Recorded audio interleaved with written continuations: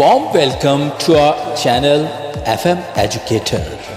Today our topic is clause and sentence. Okay, let's see what is clause. A group of words that have both a subject and a verb may or may not express a complete thought. For example, she runs because it rained. जी तो देखते हैं. अब clause जो है group of words होता है जिसमें subject यानी फाइल लगा होता है, वर्ब जिसमें फेल लगा होता है. पहले बता चुका हूं, काम करने वाला the one who performs action in a sentence is called subject and action word is called verb. अब देखिए जैसे शी रन्स. अच्छा, इसमें एक और चीज है कि ये जरूरी नहीं है कि ये थॉट कंप्लीट बयान करे. ठीक है, हो सकता है कंप्लीट थॉट भी बयान किया जा रहा हो क्लॉज में और कंप्लीट थॉट ना भी बयान किया जा रहा हो. हमें बाज़ औक़ात जुमले की सेंस नहीं आ रही होती. मसलन शी रन्स, वो दौड़ती है. अब कब दौड़ती है, कैसे दौड़ती है, कहां दौड़ती है, कोई पता नहीं है. ठीक है, लेकिन ये क्लॉज बन जाएगी. अच्छा, बिकॉज इट रेन्ड. अब बिकॉज ये इससे पीछे कुछ सेंटेंस लगना चाहिए या फिर आगे रखना चाहिए, लेकिन बिकॉज इट रेन्ड अब ये भी एक कंप्लीट थॉट हमें नहीं दे रहा है ये sentence. Types of clause, there are two main divisions, independent clause, dependent clause. Independent clause expresses a complete thought, can stand alone as a sentence. For example, she sings beautifully. The sun rose at dawn. Ali passed his exam. अब आपको समझ आनी चाहिए कि independent clause वो होती है जिसमें सब्जेक्ट वर्ब यूज तो हो रहे हैं लेकिन वो एक कंप्लीट सेंटेंस की फॉर्मेशन हो रही है, यानी उसमें पूरा मीनिंग, पूरा थॉट जो है वो एक्सप्रेस किया जा रहा है. ठीक है, जैसे अली passes his exam या अली passed his exam. अब देखिए आप, तो ये इसमें पूरा एक जो आइडिया है वो समझ आ रहा है, पूरे जुमले की सेंस समझ आ रही है. Dependent clause, dependent clause does not express a complete thought, can not stand alone, it depends on a main clause. For example, because she was tired when the bell rings although it was raining. Dependent clause में thought पूरी तरह से express नहीं होता, sentence तो बन जाता है लेकिन आइडिया क्लियर नहीं होता है. अब ये जो 3 एग्जांपल्स आपके सामने पेश की गई हैं, आप देखिए कि इसमें अलोन वो जुमला कोई अपने मायने नहीं रखता. उससे पहले जरूरी है कि एक इंडिपेंडेंट क्लॉज लगेगी और उसके साथ कनेक्ट होगा वो जुमला, तो तब जाकर एक मीनिंगफुल सेंटेंस बन सकता है. इंडिपेंडेंट क्लॉज जब लगेगी तो उसके बाद जो है वो डिपेंडेंट क्लॉज उसके साथ कनेक्ट होगी जाके, तब वो एक मीनिंगफुल जुमला बन सकता है. इसीलिए ये एक बजाते खुद अलोन जो है ये कुछ भी नहीं है डिपेंडेंट क्लॉज. ना तो इससे कोई मीनिंग जाहिर होता है और ना ही ये कोई रोल प्ले करता है सेंटेंस फॉर्मेशन में. ये तभी करेगा जब इसके पीछे इंडिपेंडेंट क्लॉज लगी होगी. तो टाइप्स ऑफ डिपेंडेंट और सबऑर्डिनेट क्लॉज. इस डिपेंडेंट क्लॉज को हम सबऑर्डिनेट क्लॉज भी कहते हैं. Noun clause, noun clause acts as a noun, subject, object, complement. What she said surprised everyone. Noun में जो डिपेंडेंट क्लॉज होती है या सबऑर्डिनेट क्लॉज है वो एक्ट बतौर नाउन के करती है, सब्जेक्ट के करती है, ऑब्जेक्ट के कर सकती है या कॉम्प्लीमेंट के तौर पे एक्ट करती है, यानी इसका कोई भी फंक्शन इनमें चारों में से हो सकता है. अभी एग्जांपल देखिए, what she said surprised everyone. तो अब उसने जो कुछ कहा उसने सबको हैरान कर दिया, हर एक को हैरान कर दिया. ठीक है जी, यहां पर वर्ड जो है वो एज अ कंजंक्शन यूज हुआ है. इस क्लॉज में जो दीगर कंजंक्शन यूज हो सकते हैं वो ये हैं कि that, what, who, whoever, whether. Number 2, adjective clause modifies a noun, pronoun like an adjective. इस क्लॉज में नाउन या प्रोनाउन को मॉडिफाई किया जाता है. एग्जाम्पल में देखते हैं, the boy who won the race is my friend. अब फ्रेंड्स यहां देखिए ना कि वो नाउन को किस तरह से कर रहा है. The boy who won the race, वो लड़का जिसने रेस जीती, इज माई फ्रेंड, वो मेरा फ्रेंड है. ठीक है, अब यहां पर ये जो क्लॉज है ये बेसिकली नाउन को क्वालिफाई कर रही है, उसको मॉडिफाई कर रही है. एडजेक्टिव क्लॉज में इस्तेमाल होने वाले कंजंक्शन होते हैं who, whom, whose, which, that. Number 3, adverbial clause modifies a verb, adjective and adverb like an adverb. अब ये भी बहुत इजी है कि ये जो जैसा कि एडवर्बियल क्लॉज है ना, तो जो काम एडवर्ब करता है वही एडवर्बियल क्लॉज करेगी. अब इसमें जो है वो वर्ब को मॉडिफाई करेगी, उसके बाद आपका एडजेक्टिव को या एडवर्ब को बतौर एडवर्ब जो है वो मॉडिफाई करेगी ये क्लास. तो एग्जांपल देखते हैं, she cried because she lost her bag. अब इसमें देखिए कि वो बेसिकली तो जो है ना वर्ब को क्लैरिफाई किया जा रहा है कि she cried, what was the reason of crying, because क्योंकि शी लॉस्ट द बैग, उसका बैग गुम गया था ना जी, तो इसलिए वो क्राई कर रही थी। तो यहां आपको समझ आ गई होगी कि मॉडिफिकेशन ऑफ वर्ब है। एडवर्बियल क्लॉज में जो कंजंक्शन यूज होते हैं वो है because, although, when, if, since. Students अब ये आपके सामने कुछ स्लाइड्स डिस्प्ले की जा रही हैं, ठीक है। तमाम क्लॉजेस की जो टाइप्स थी डिपेंडेंट क्लॉजेस की वो हम ऊपर एक्सप्लेन करके आए हैं, एग्जाम्पल भी और इंग्लिश उर्दू दोनों में आपको समझाया।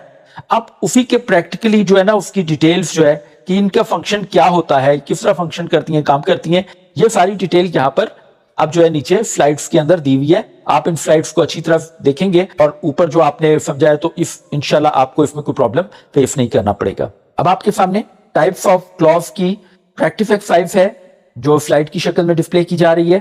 तरीका वही होगा कि किसी से कहिए कि आपको वो सेंटेंसेस बोले और आप खुद ऊपर जो हमने डिफाइन किया चीजों को उसको समझने के बाद उसको सॉल्व कीजिए और फिर खुद देखिए कि आपकी कितनी अंडरस्टैंडिंग या आपके जो कॉन्सेप्ट्स हैं वो क्लियर हुए हैं। आपको अंदाजा हो जाएगा आपके आंसर्स के जरिए से। अगर इस सिलसिले में कोई आपको प्रॉब्लम पेश आता है तो आप कमेंट सेक्शन में हमसे क्वेश्चन कर सकते हैं, यकीनन हम आपको उसका रिप्लाई करेंगे।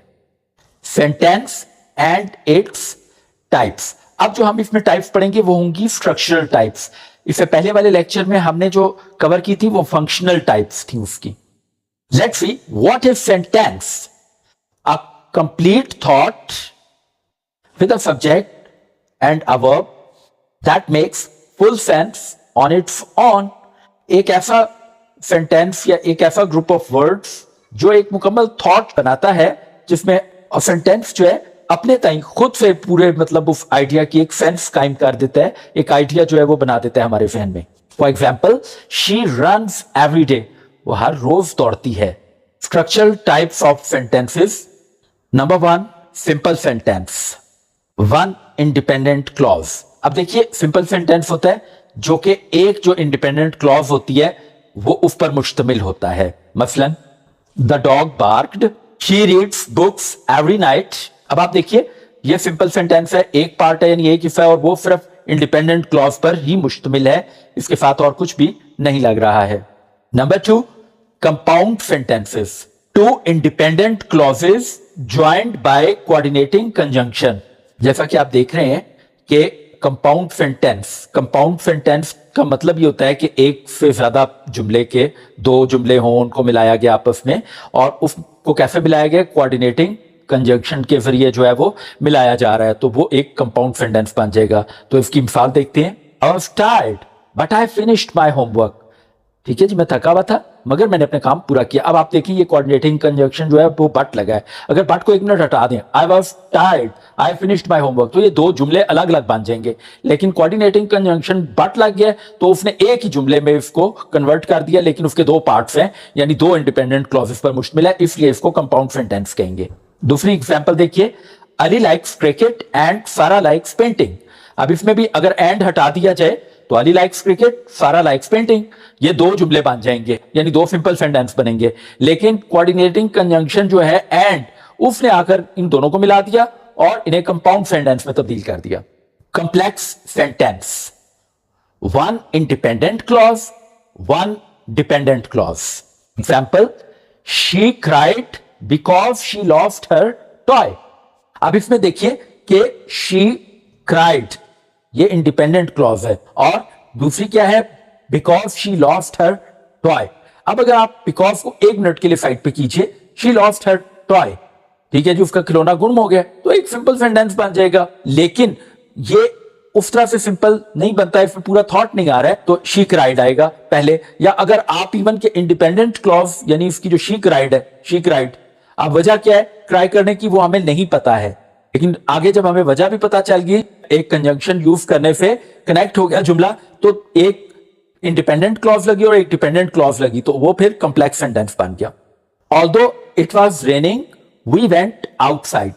Compound complex sentence, two or more independent clauses plus one or more dependent clauses. देखिए कि कंपाउंड कॉम्प्लेक्स सेंटेंस में जो पहला है इंडिपेंडेंट क्लॉजेस है वो दो तो कम से कम होंगी और दो से ज्यादा भी हो सकती हैं, लेकिन उसके साथ एक डिपेंडेंट क्लॉज होगी या एक से ज्यादा डिपेंडेंट क्लॉजेस हो सकती हैं। She studied hard because the test was near and she passed. She studied hard because the test was near and she passed.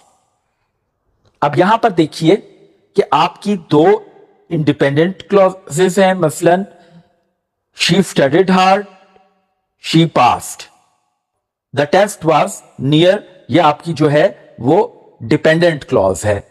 यहां देखिए डेफिनेशन के मुताबिक जो है बिल्कुल ये परफेक्ट एग्जांपल है। अब आपने देखा कि दो इंडिपेंडेंट क्लॉजेस हैं और एक डिपेंडेंट क्लॉज यहां पर लगी हुई है और बिकॉज और एंड से उनको मिलाया गया है आपस में, तो इसलिए ये कॉम्प्लेक्स कंपाउंड सेंटेंस बन गया है।